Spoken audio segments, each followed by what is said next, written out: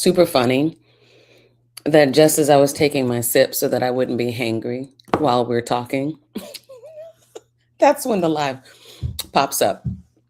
Well, today, what are we talking about?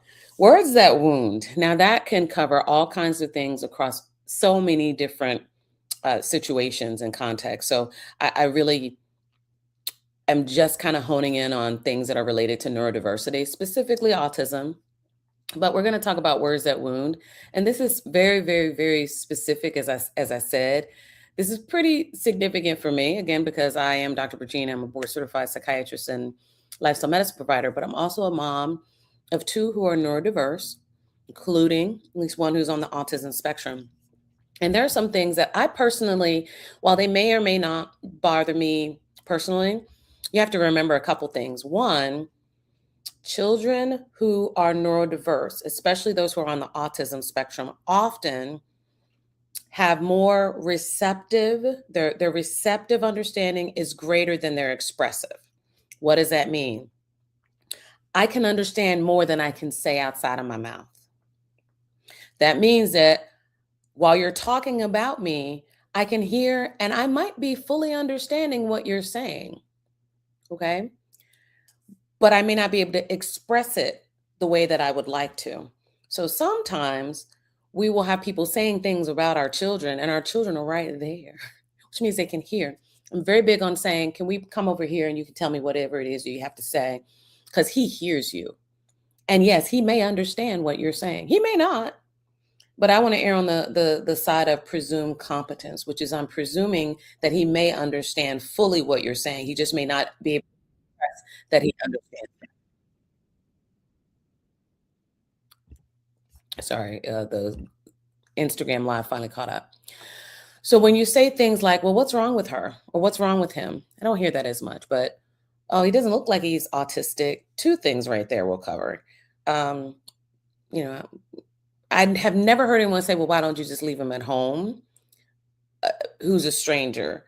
There may be the illusion within the family of, should we just go out by ourselves? Should we just do it? Just you and I go and we can leave, the kids at home with their dad.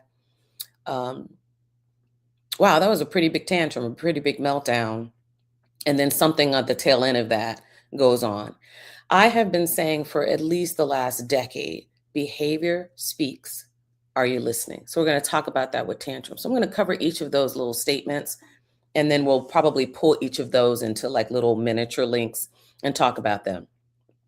So as a parent with a child who's on the autism spectrum, if you allude to the, well, what's wrong with him question, it is offensive. Personally, I don't take as much offense because I feel like I'm an advocate and part of my role is to educate. So I personally don't have as big of an issue with that. But there are other ways to ask that question. And there was another autism mom who's also an RBT who saw me in the local pharmacy and asked the question in a much better way. Don't ask what's wrong with him or her. Oh, is your child on the spectrum? In a very polite, positive way. Oh, is your child on the spectrum? Like, that's a cool thing. Like, is your child an honor student at such and such school? Yeah, he is. Oh, okay. I thought so. He reminds me of my son. My son's also on the spectrum. That's a positive way to say it. The way that she asked me, the way she said it, it was in a very positive way. I had no problems with it. And if you have that question, that's one way that you could ask, especially if your follow-up question or your follow-up statement is going to have something to do with praising the child, praising you and the work that you're doing with your child, or just in general giving encouragement or even sharing resources. I've had people ask in that way and share resources. Love it. Now, as a parent and a professional of a child who's on the spectrum, when I get stares when my child is misbehaving, or it seems like they're having a meltdown or a tantrum, and I get the strange looks, not necessary, not needed. Fix your face. I'm just saying that in a nice way. But I don't need that energy. Okay. Come to me with the same energy that you would want someone to come with you or to you with your child when they are having a tantrum or a meltdown. Because guess what? 9 times out of 10, my child's not having a tantrum or a meltdown. 9 times out of 10, my child is on sensory overload. His nervous system is raw. And if I took a device and prodded you with something, the equivalent of a taser or something, I rub my feet on the carpet and then gave you an electric shock, you're going to react because that's natural and that's normal. A child or an adult who is overstimulated from a nervous system perspective is going to react. Sensory overload. It's not a meltdown. It's not a tantrum. It is reaction to the fact that their nervous system is literally raw right now, and you're literally pressing on their nerve. Might be their last nerve. So be careful about that. As a parent and a provider who has children who are neurodiverse, child who's on the autism spectrum, when I hear, well, have you tried this or have you tried that? My son is 16 at the timing of this video. Lord willing, he'll continue to live a long, productive life into his multi-double digits. Right? Might live to be 100. Don't you think that in the last 16 years, I, as a professional, a psychiatrist, don't you think in the last 16 years that I've tried A, B, C, and X, Y, and Z?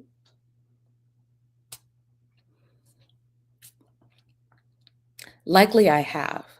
So it is somewhat hurtful and discouraging when you say, well, have you tried? I know you're trying to be helpful, and I know you're probably saying it from a place of love, but find another way to say it. Okay, let me give you some options. Oh, I'm also a parent of someone that has a child on the spectrum, and I've used XYZ, and this really worked wonders for my child. I can receive that. And I've given that same thing. When a parent has shown that they're okay for that unsolicited advice. And I've often asked, are you okay if I share something about my journey? Yeah, sure, please share. And then I will share whatever it is.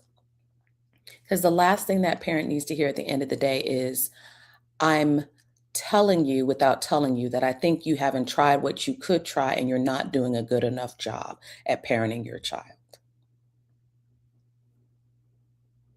Save it, because that parent is doing way more than you could ever imagine. Trust me. Okay.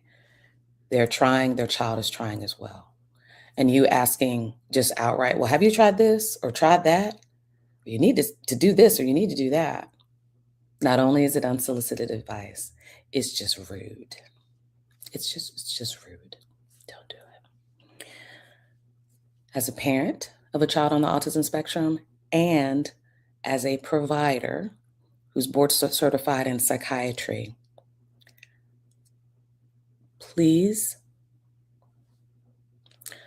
don't confuse your Google search with my years of experience and training. I'm not trying to be pompous. I'm not trying to be arrogant. However, between a bachelor's, a master's, a doctorate, a residency, and extensive continuing medical education, I have probably read the story, watched a YouTube video, chat GPT'd it, asked Claude about it, read a research paper on it, and am likely doing it myself already. So I'm not saying don't share information. We don't know everything. There's no way I could possibly know everything. But please start from a place of, with my child, presume competence. With me as a parent, presume competence. Likely, I know what you're about to say already, even before you say it. And very likely, I've already studied it in school, already have a degree on it, or a residency or certification or training on it. 9 times out of 10, I've already tried it or I'm already trying it. So when you come to a parent who has a neurodiverse child or a child that behaves just a little bit differently than the way that you think they should act, please be humble when you approach them, right? Come with some humility, because that parent has probably already been there, done that, and may have not only the t-shirt, but the duffel bag and the sweat towel to go along with it. Okay. Now,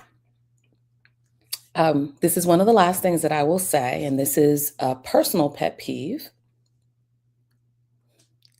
Um, and it's a true statement. Let me start out by saying this is a true statement, and I value this statement so very much. However, I know God, I know my Jesus. I love my Jesus, and my Jesus loves me.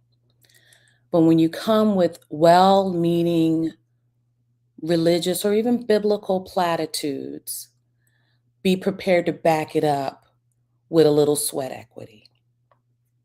Okay. So when you say, well, you know what? God gave that child to you because you're a special parent.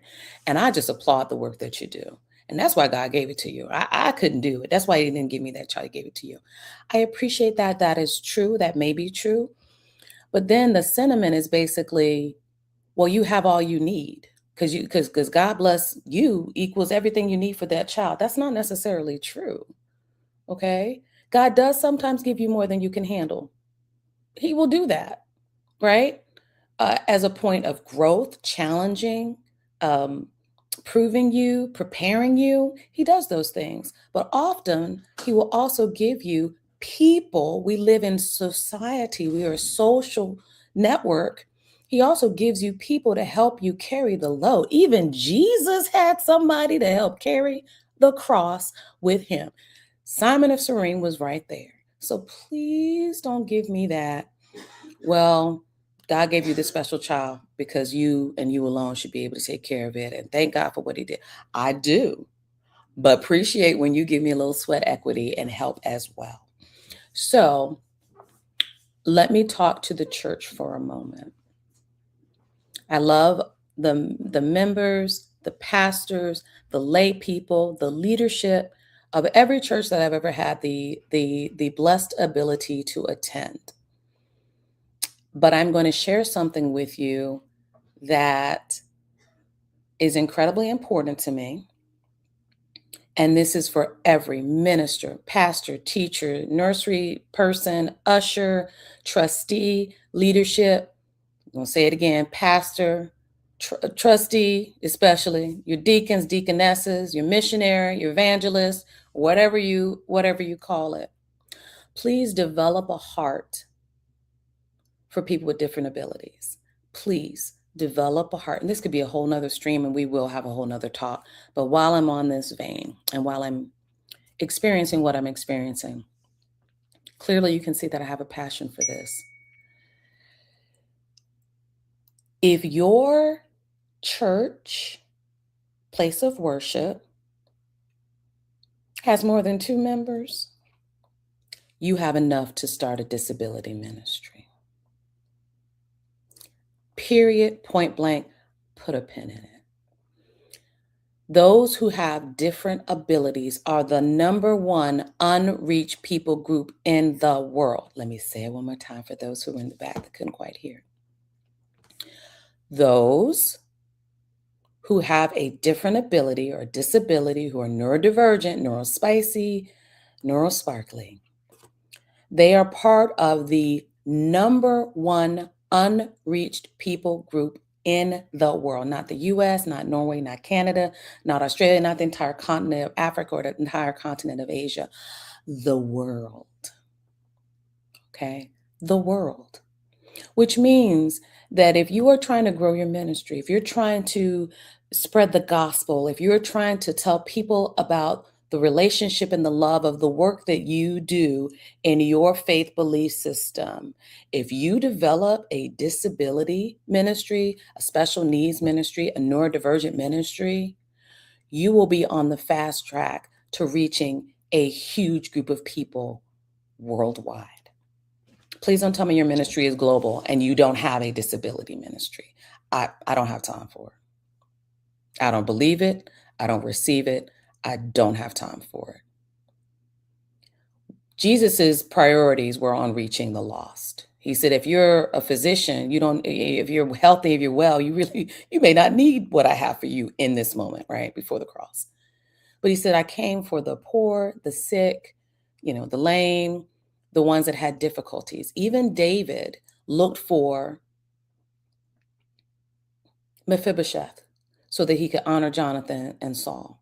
He looked for anyone of that house. And when he found that Mephibosheth was a part of the house, didn't care if he was lame or whole. I want you at the table. There should always be a seat at the table for people with different abilities. Miss me if you disagree. You can shut the TikTok off. You can go ahead and end the Instagram and the Facebook and the LinkedIn, wherever you guys happen to be. Okay. Miss me with that because it's biblical. Okay. And I don't want to hear, we need more time. We need one of my very, very good friends, one of my favorite people who has a child who's on the autism spectrum. He said they started their disability ministry at their church with one willing worker and a rubber ball, a red ball, one of those big exercise balls. That's how they started a disability ministry. I don't care if you think you don't have enough money. I don't care if you think you don't have the time. None of that matters to me, because as long as you have one willing worker and a red ball, you can start. You can start. I'm not saying that's the evolution and the end of where you're going. I'm saying all it takes is a red ball to get started and one willing worker. That's it. And that person was able to take that ball with the child during the service. The parents got to go into the service, experience the fullness of the service, and they found a hallway in their church, a hallway. It wasn't even a whole room, guys. Hallway just a little bit bigger than a closet. And that one person worked with that child in a hallway on that ball. They walked up and down the hall with the ball. They sat and bounced on the ball. They patted the ball. They drummed the ball. They rolled the ball back and forth.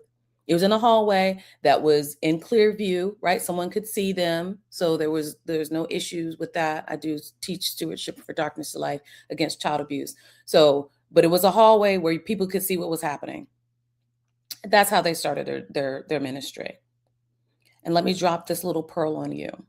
There are so many organizations that literally were created to serve places of worship to help people start disability ministries. I'm going to do a shout out to the Banquet Network. I was a part of their board for about a year or two. And what they do is help churches start disability ministries to help make the church more accessible for people that want to come. A lot of people want to come, but they don't feel like there's a place for them because of the behavior or because they're just concerned for whatever the reason. They may watch a TV at home, but still that doesn't give the parent any respite and the ability to just sit and watch uninterrupted to the service or listen to the service or participate in the prayers. You don't need a lot. Literally, you go to the website. It has a whole bit of information, whole series of information. Again, the Banquet Network. I think it's the tbn.org or something like that. But the Banquet Network, you go there. It gives you a whole series of information. It takes you module by module, step by step to build a ministry. But let me tell you where it starts. It starts with a made-up mind. It starts with a desire. It starts with a willingness to be brave. It starts with a willingness to do. It starts with a willingness to care. Okay? That's what it starts with. That's what it starts with. And again, it can evolve. It can move on. It can do other things. But that's where it starts.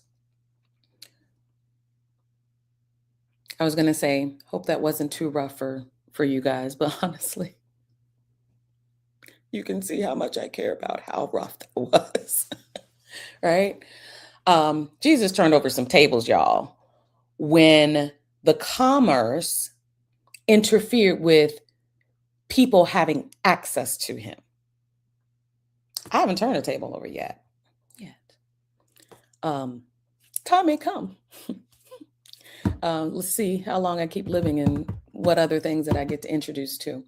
But I'm just going to give a very quick recap of the last portion of what I said, because I gave a pause for each of the other ones so we can split things out and share that.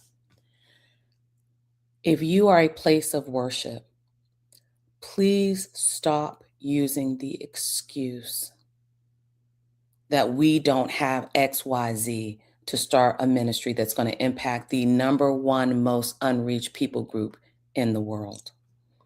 If you've got one willing worker and a giant rubber ball, you can start. You can start. And from there, it can continue to grow. I served on the board of the Banquet Network. Look them up, look at their information. You don't even have to, they will come to your church and do consultations and help you set everything up, right? Even if it's via tele.